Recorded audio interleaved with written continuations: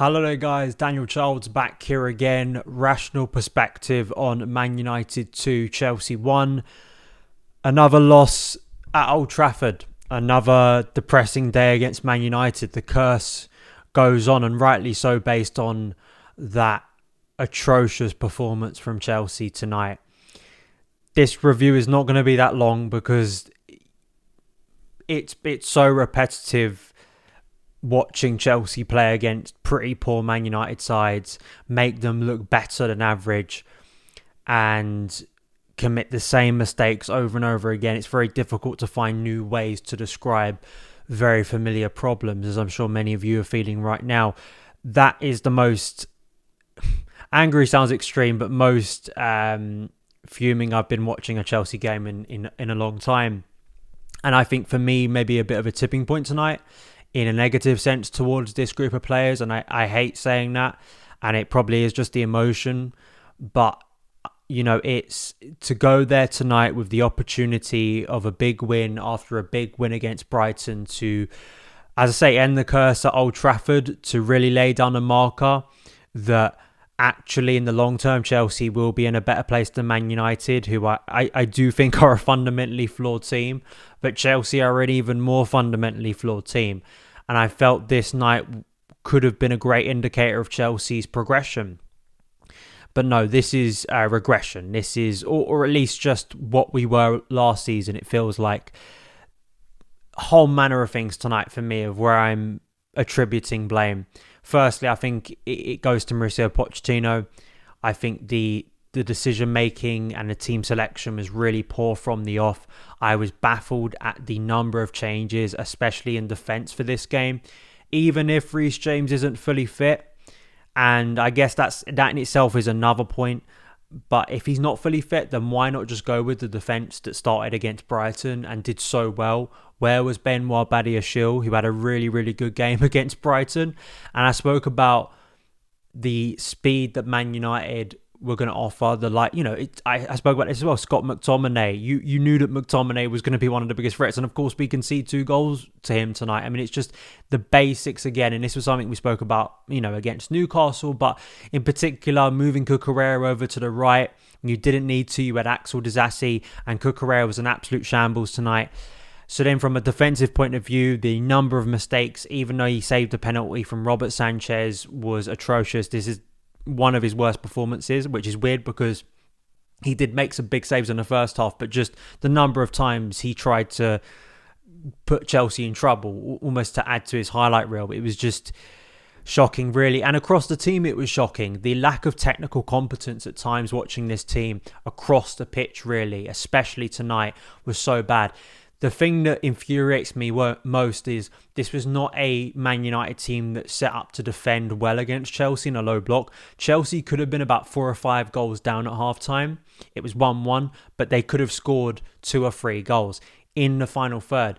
The selfishness, the lack of clear decision-making, technical competence, all of these things that were so lacking tonight is so infuriating and devastating to watch as a supporter.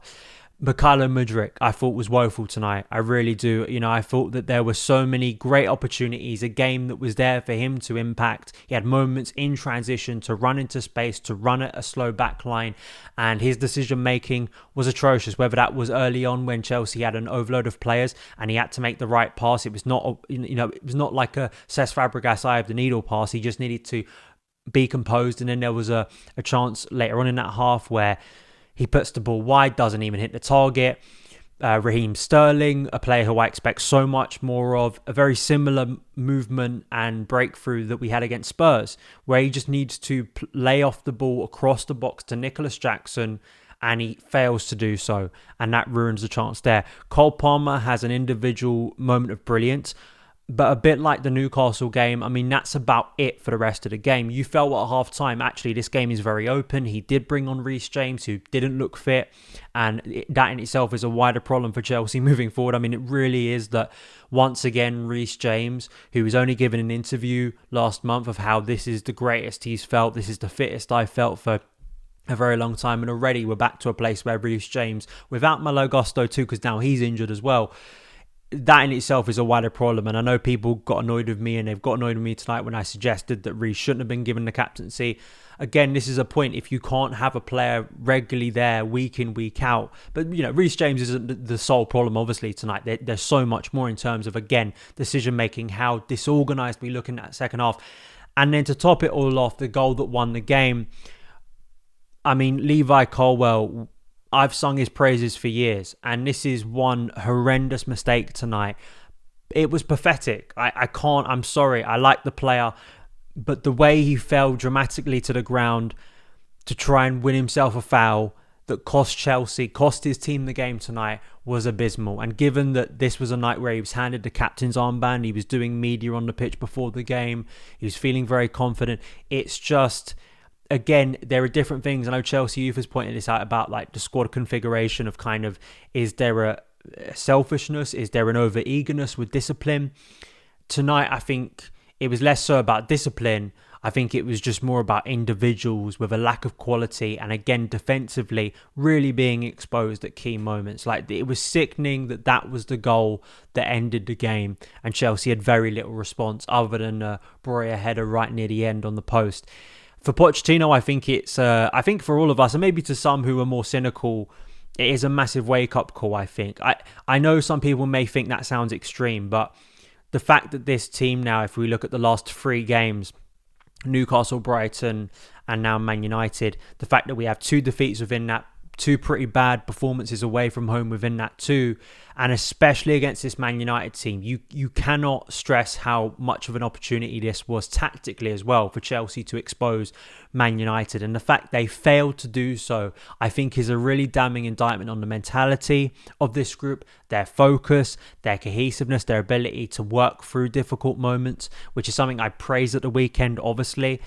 And it just really sets us back in a massive, massive way. And it's just really hard to take, because at some point you think the penny's going to drop, and at some point you think surely Chelsea are going to turn up against Man United and perform well. And they just continue to absolutely fail at doing that. And I feel that generally there's very few players I can look at tonight, with the exception actually of Nicholas Jackson, who I don't think was given much help from the players around him, but tried his best, especially in the first half, to move into good space to try and link up with others. But then in the second half, even after Pochettino had made some changes, it became a very flat game. And then really the fact that the winner was so basic, I think it's criminal. It really is. I think it's criminal to lose to this Man United team. I know they're ahead of us in the league, and I said this in my preview. They have individual quality and moments in games that gets them over the line, as it did tonight. I don't think that was a sensational performance by Man United by any stretch of the imagination. I feel Chelsea at times, it was just, as it is with a lot of Man United Chelsea games in recent years, it kind of is a signal of how bad both teams have been, how much they've underperformed compared to where they were 10, 20 years ago. But for the festive period now, psychologically and just in terms of my confidence and trust in this team, it is at the lowest point so far this season. I could sort of look at the Newcastle game and go, right, it's 3 or 4 minutes of madness. We go down to 10 men. It's an individual mistake by Thiago Silva that's kind of out the ordinary. And okay, we move forward. And then we did respond against Brighton very well. But this game in particular, to me, is worse. It's the worst game of the season so far, because I just look at the opponent mainly. I look at what was there on offer. I look at the how far away Chelsea were from a competent performance, and that it's just devastating, right? I want to have more belief in this team. I want to have belief in Pochettino, but I've got to be honest with you guys, that is a really dreadful night to watch Chelsea, and I'm sure it's even worse for those who travelled up to Old Trafford in the freezing cold.